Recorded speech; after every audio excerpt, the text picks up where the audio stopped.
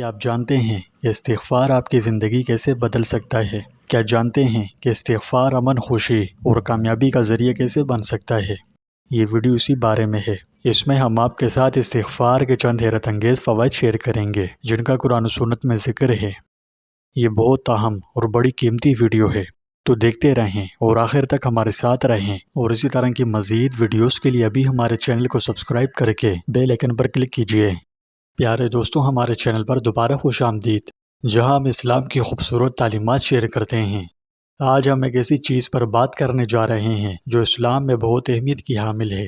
اس video میں آپ کے ساتھ استغفار کے چند حیرت انگیز فائدے بتانے جا رہا ہوں جن کا ذکر قرآن و سنت میں موجود ہے۔ استغفار صرف اپنے لبوں سے استغفر اللہ کہنا نہیں ہے، یہ اخلاص کے ساتھ اللہ کی طرف رجوع کرنے، اپنی غلطیوں کو تسلیم کرنے اور اس کی رحمت اور معافی مانگنے کے بارے میں ہے۔ اللہ سبحانہ و تعالی نے قرآن مجید میں استغفار کی اہمیت پر کئی بار زور دیا ہے۔ سورہ نوح میں اللہ سبحانہ و تعالی فرماتا ہے، اپنے رب سے گناہوں کی معافی مانگو، بے شک وہ بڑا بخشنے والا ہے، وہ تم پر کثرت سے بارش برسائے گا اور تمہارے مال اور اولاد میں اضافہ کرے گا اور تمہارے لیے باغات پیدا کرے گا اور نہریں جاری فرمائے گا۔ استغفار کی طاقت دیکھو، یہ برکتوں کے دروازے کھولتا ہے، امن لاتا ہے اور دنیاوی اور روحانی کامیابیوں کی طرف لے جاتا ہے۔ رسول اللہ صلی اللہ علیہ وسلم نے ہمیں اخلاص کے ساتھ استغفر اللہ کہنے کی اہمیت سکھائی۔ یہ صرف الفاظ کو دہرانے کے بارے میں نہیں ہے، بلکہ اپنے غلط کاموں پر ندامت محسوس کرنا، انہیں کبھی نہ دہرانے کا پختہ ارادہ کرنا اور اللہ کی رحمت پر امید رکھنا ہے۔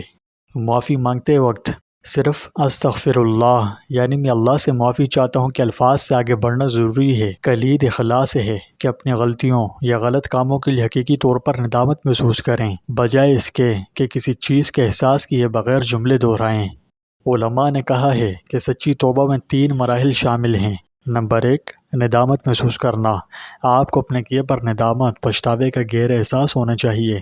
صرف یہ کہنا کافی نہیں ہے کہ آپ معذرت خواہ ہیں، بلکہ آپ کو اسے اپنے دل میں محسوس کرنا چاہیے۔ نمبر 2، گناہ کو نہ دہرانے کا پختہ ارادہ۔ انہیں غلطیوں پر واپس نہ جانے کا مخلصانہ عہد کرنا ضروری ہے۔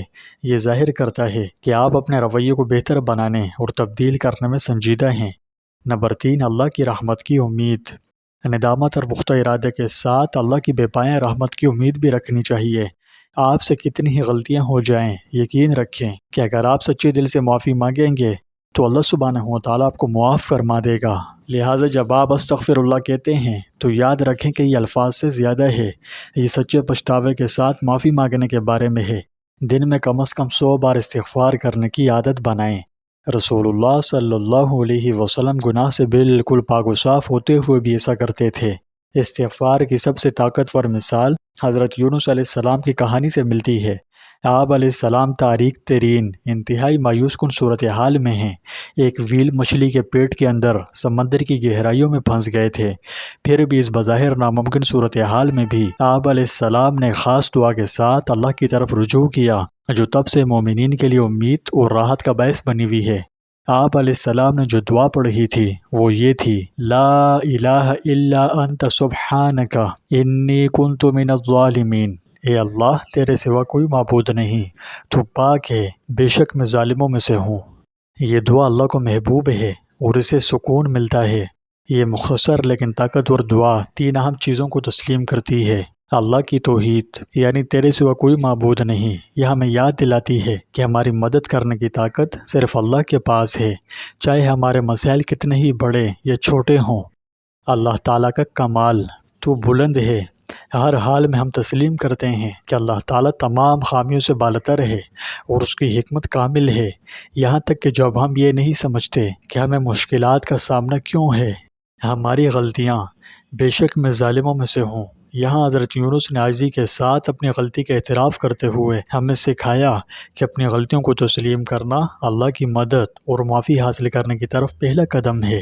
واقعی حیرت انگیز بات یہ ہے کہ یہ دعا جو حضرت یونس نے اپنے تاریک ترین لمحات میں کی تھی، اللہ کو بہت محبوب ہے۔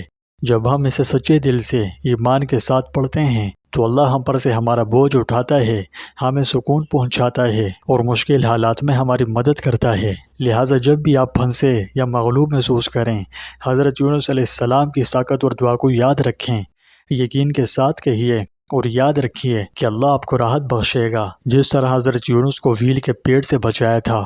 نمبر 3، نماز کے بعد۔ ہر نماز کے بعد استغفار کی عادت ڈالیں۔ یہ نہ صرف ہمارے دلوں کو صاف کرتا ہے بلکہ ہمیں دن بھر اللہ سے جوڑے رکھتا ہے۔ پیارے دوستو، اب میں آپ کے ساتھ کچھ کہانیاں شیئر کرتا ہوں کہ کس طرح استغفار نے لوگوں کی زندگیاں بدل دیں۔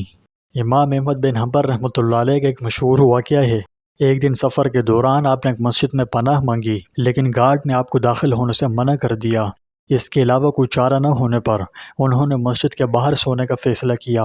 ایک نانبائی جس نے آپ کو دیکھا اور آپ کو اپنے گھر رہنے کی دعوت دی۔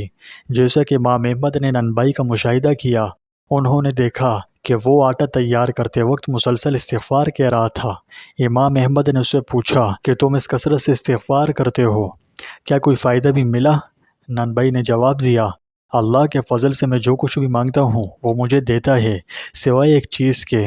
امام احمد نے پوچھا کہ یہ کیا ہے؟ نانبائی نے کہا کہ امام احمد بن حنبل کو دیکھنا ہے۔ امام احمد مسکرائے اور فرمایا، خدا کی قسم میں احمد بن حنبل ہوں، آپ کا استغفار مجھے آپ کے پاس لے آیا ہے۔ سبحان اللہ! استغفار کے معجزات کو دیکھیں، یہ ناممکن کو ممکن بنا سکتا ہے۔ پیارے دوستوں، استغفار صرف ان لمحات کے لیے نہیں ہے جب ہم کوئی غلطی یا گناہ کرتے ہیں، یہ ہمارے روزمرہ کے معمولات کا حصہ ہونا چاہیے۔ اللہ ان لوگوں سے محبت کرتا ہے جو کثرت سے توبہ کرتے ہیں، اس لیے آپ استغفار کو اپنی زندگی کا لازمی حصہ بنا لیجئے۔ صبح و شام کا معمول بنائیں، اپنے دن کا آغاز استغفار سے کریں، سونے سے پہلے اپنے دن کا اختتام استغفار کے ساتھ کریں۔ اس کے علاوہ جب بھی آپ مغلوب ہوں یا تناؤ محسوس کریں تو استغفار کیجیے، آپ دیکھیں گے کہ یہ آپ کے دل اور دماغ کو کیسے پرسکون کرتا ہے۔ اس کے علاوہ اپنے گھر والوں اور بچوں کو باقاعدگی سے استغفار کرنے یعنی اللہ سے معافی مانگنے کی ترغیب دیں۔ جب استغفار پورے گھر والوں کے لیے عادت بن جائے تو اس کے بعد آنے والی برکتیں بہت زیادہ ہوتی ہیں۔